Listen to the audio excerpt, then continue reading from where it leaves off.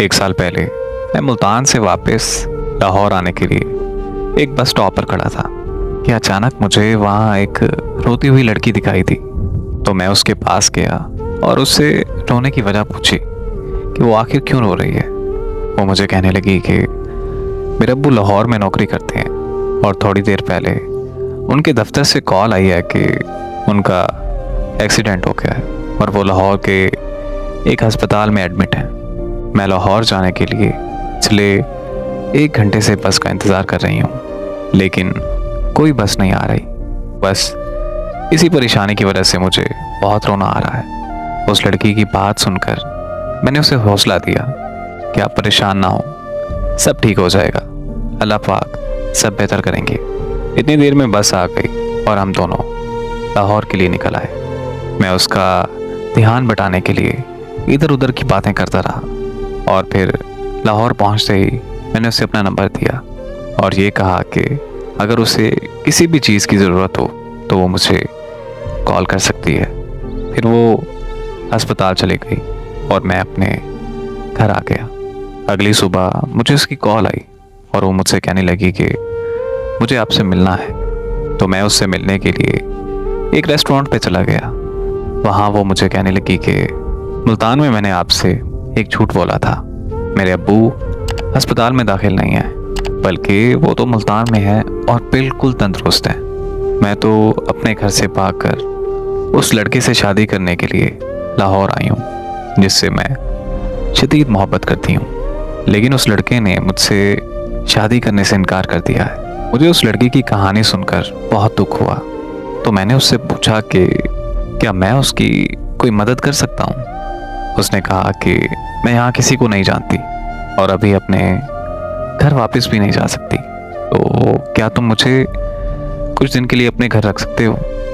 मुझे उसकी हालत देखकर उस पर बहुत तरस आया, लेकिन मैं उसे अपने घर नहीं लेके जा सकता था क्योंकि मेरी फैमिली उसको घर रखने के लिए कभी तैयार ना होती। इसीलिए मैंने उसे साफ साफ इनकार कर दिया। मेरा इनकार सुनते ही वो वहाँ से रोती हुई चली गई। मैं घर वापस आया तो बहुत परेशान था। अम्मी ने मुझसे परेशानी की वजह पूछी तो मैंने अम्मी को सारी बात बताई।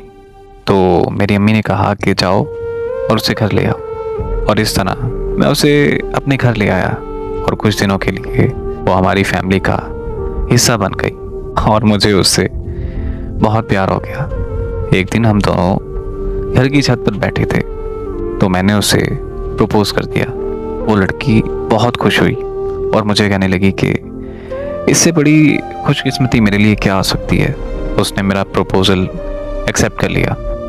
इस तरह हम दोनों की शादी हो गई और हम अपनी ज़िंदगी हंसी खुशी गुजारने लगे।